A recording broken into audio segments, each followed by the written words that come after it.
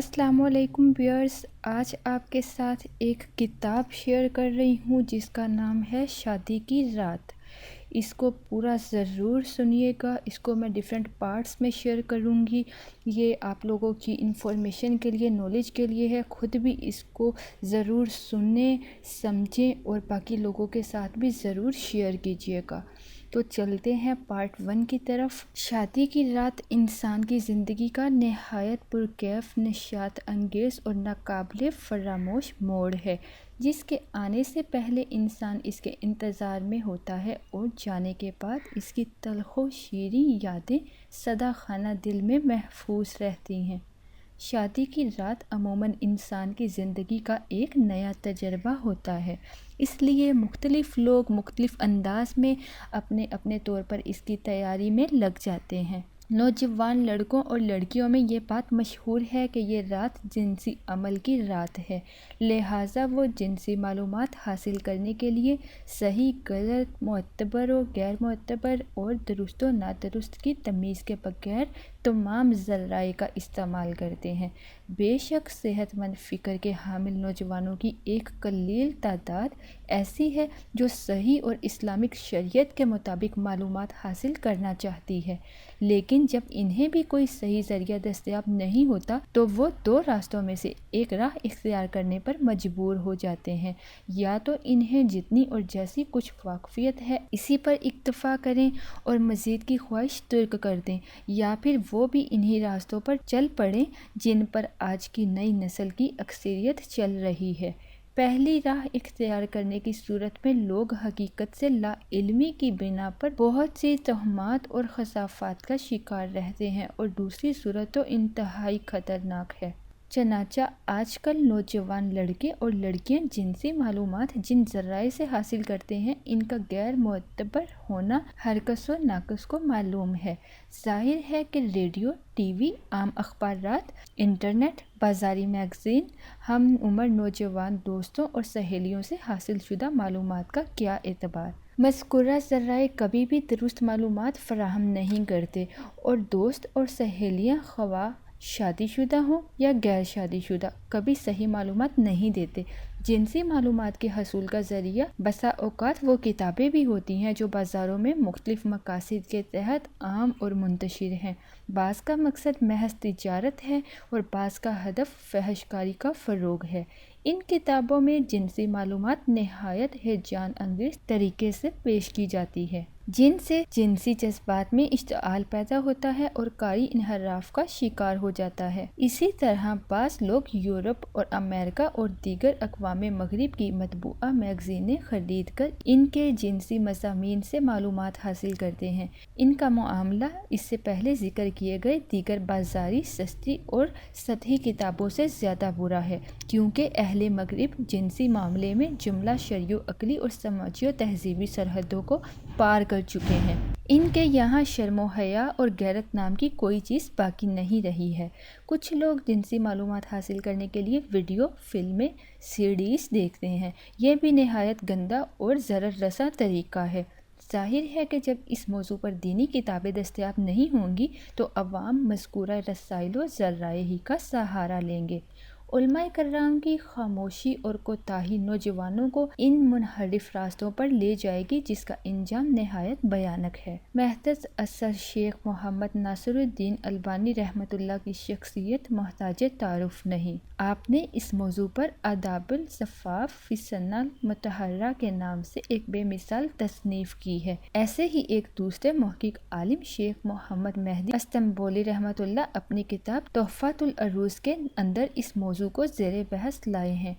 ہم نے ان دونوں کتابوں سے استفادہ کیا ہے۔ دراصل شیخ البانی رحمۃ اللہ سے ایک صاحب خیر نے درخواست کی کہ ان کی شادی کے موقع پر شب زفاف سے متعلق ایک مختصر رسالہ تصنیف کریں جو ان کے لیے رہنما اور گائیڈ کا کام دے۔ وہ اسے چھپوا کر اپنی شادی کی ترکیب میں مفت تقسیم کریں گے تاکہ دوسرے بھی اس سے مستفید ہوں۔ اس موصوف کی درخواست پر شیخ البانی رحمۃ اللہ نے یہ کتاب تصنیف فرمائی۔ وقتی طلب پر کام ہوا مگر اس کا فائدہ دائمی رہے گا۔ آج شادی کے موقع پر ویڈیوگرافی، بینڈ باجے، قوالیاں، الغرض اسراف و تبذیر کی ساری حدیں توڑ دی جاتی ہیں اور خوشی کے نام پر بے شمار شریعت کی خلاف ورزیاں کی جاتی ہیں۔ ایسے موقع پر لوگوں کی معروف روش سے ہٹ کر جب ایک خیر پسند شخص نے علامہ البانی رحمۃ اللہ سے اس قدر نیک خواہش کا اظہار کیا تو آپ نے اسے قبول فرمایا۔ کیا یہ مناسب نہیں کہ ہم بھی شادی کی محفل کی مناسبت سے کوئی مفید اصلاحی کتاب چھپوا کر مہمانوں میں تقسیم کریں اور شادی کے دیگر مصارف و اخراجات کی طرح اسے بھی دعوت اور حق ضیافت میں شمار کریں؟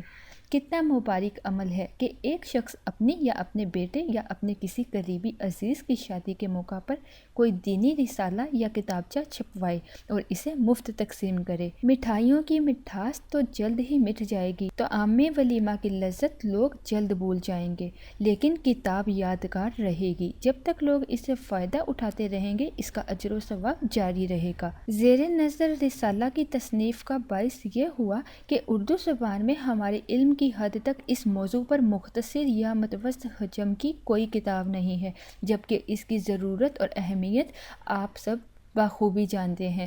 اس موضوع پر تالیف سماج و معاشرے اور نوجوانوں کی ایک اہم ضرورت ہے، اگرچہ اس وقت دل ایک عجیب و غریب نفسیاتی کشمکش کا شکار ہے، لیکن لوگوں کی مصلحت مجبور کرتی ہے کہ بتایا جائے اور سنایا جائے یا لکھا جائے۔ اگر ہر کوئی اس موضوع پر خاموش رہے تو لوگ کس طرح حقیقت جان سکتے ہیں اور کیسے انحرافات سے محفوظ رہ سکتے ہیں؟ چاروں نہ چار اپنے نفس پر زور ڈال کر نہایت تنگ دلی کے ساتھ اس موضوع کا انتخاب کیا ہے، لیکن ہم سمجھتے ہیں کہ جنسی تعلق سے کچھ باتیں کھل کر سامنے رکھی جانی چاہیے تاکہ نوجوانوں کے مسائل کا بہترین اور عمدہ حل پیش کیا جا سکے اور انہیں منحرف راستوں سے بچا کر صراط مستقیم پر گامزن رکھا جا سکے۔ ہم نے اس کتاب میں مختلف انداز کے متعدد واقعات ذکر کیے ہیں، کیونکہ قصے دلچسپ و پرلطف ہونے کے ساتھ ساتھ یاد رہا کرتے ہیں اور واعظانہ کلمات بھول جایا کرتے ہیں، لیکن قصے یادداشت کے کسی خانہ میں محفوظ جگہ بنا کر ذہن نشین ہو جاتے ہیں، اس لیے اس میں آپ کے ساتھ کچھ قصے بھی ضرور شیئر کیے جائیں گے۔ رب کریم سے دعا ہے کہ وہ اس کتاب کو نوجوانوں کی اصلاح کا ذریعہ، دین و دنیا میں خیر کا باعث اور مفید بنائے، اسے فروغ عطا فرمائے اور قبولیت عامہ سے نوازے، آمین۔ اوکے، تو چلتے ہیں اب ویڈیو کے ٹاپک کی طرف۔ دولہے کے لیے چند نصیحتیں۔ شادی کی رات پر تفصیلی گفتگو کرنے سے پہلے دولہے کے لیے چند نصیحتیں پیش کرنا مناسب ہے۔ یہ بات معلوم ہے کہ دولہا ایک مرد ہوتا ہے، اس لیے طبعی طور پر زیادہ ہوشیار، زیادہ عقل مند، زیادہ باحکمت اور زیادہ باشعور ہوتا ہے۔ بہت سے معاملات کو از خود سمجھ لیتا ہے اور بہت سی مشکلات کا از خود حل کر لیتا ہے۔ اسے نصیحت کی زیادہ ضرورت نہیں ہوتی، شاید اسی لیے تاریخی اور ادبی کتابوں میں دولہے کے لیے بہت کم نصیحتیں پائی جاتی ہیں۔ پھر بھی جو واقعات اور نصیحت کی باتیں مل سکی ہیں، کافی دلچسپ، پرلطف اور مفید ہیں۔ حضرت علی رضی اللہ تعالیٰ عنہ سے مروی ہے کہ جب انہوں نے فاطمہ رضی اللہ تعالیٰ عنہ سے نکاح کے لیے ان کے والد محترم نبی رحمت اللہ صلی اللہ علیہ وآلہ وسلم کو پیغام دیا کہ اللہ کے نبی صلی اللہ علیہ وآلہ وسلم نے ان سے حسن و معاشرت اور حسب صحبت کی شرط لگائی۔ آپ صلی اللہ علیہ وآلہ وسلم نے کوئی طویل گفتگو نہ کی، نہ ہی کوئی وعظ فرمایا، بلکہ فقط چند ایسے جامع و مانع الفاظ استعمال کیے جن میں وہ سب کچھ آ گیا جو ایک باپ اپنے داماد سے اپنی بیٹی کے لیے چاہتا ہے۔ ایک باپ یہی تو چاہتا ہے کہ جو مرد اس کی بیٹی کا شوہر بنے وہ اس کے ساتھ اچھے انداز میں رہے، اس کے حقوق کی نگرانی و پاسبانی کرے اور اس کے حقوق ادا کرتے ہوئے اس کے ساتھ حسن و معاشرت کا رویہ اپنائے۔ دوسرا واقعہ، صعصع بن معاویہ نے ابن الجزری کی بیٹی عمرہ کو پیغام نکاح دیا۔ یہی عمرہ ہیں جن کو بعد میں تاریخ میں ام عامر بن صعصع کے نام سے شہرت حاصل ہوئی۔ ابو عمرہ نے صعصع کا پیغام نکاح قبول کیا اور اس وقت ایک مختصر اور زرعی نصیحت کی۔ انہوں نے کہا، صعصع، تم میرے جگر کا ٹکڑا طلب کرنے آئے ہو، تم میری بچی پر رحم کرنا، اس کے ساتھ مہربانی اور شفقت سے پیش آنا، اس کے ساتھ باپ کا ساتھ سلوک کرنا۔ اس مختصر سی نصیحت میں ابو عمرہ نے بہت کچھ کہہ دیا۔ اس نے یاد دلایا کہ ساتھ ساتھ تم کوئی سامان مثلاً ریڈیو، ٹیلی ویژن یا کمپیوٹر نہیں طلب کرنے آئے ہو، اور نہ ہی کوئی حیوان مثلاً گائے، بکری، دمبا یا اونٹ طلب کرنے آئے ہو، بلکہ تم میرے کلیجے کا ٹکڑا، میرے خون کا ایک حصہ، جانے پر لخت جگر اور نور نظر کا سوال کرنے آئے ہو۔ اگر میں اپنی لخت جگر تمہارے حوالے کر دوں تو اس کا خیال رکھنا اور اس کے ساتھ رحم و شفقت کا برتاؤ کرنا۔ اور یاد رکھنا کہ ایک شوہر کو باپ کی طرح ہونا چاہیے۔ باپ اپنی بیٹی کے ساتھ جیسا سلوک کرتا ہے ایسے ہی ایک شوہر کو بھی ہونا چاہیے۔ ایک باپ اپنی بیٹی کی ہر تکلیف اور ہر دکھ درد پر تڑپ جاتا ہے اور اسے دور کرنے کی کوشش کرتا ہے۔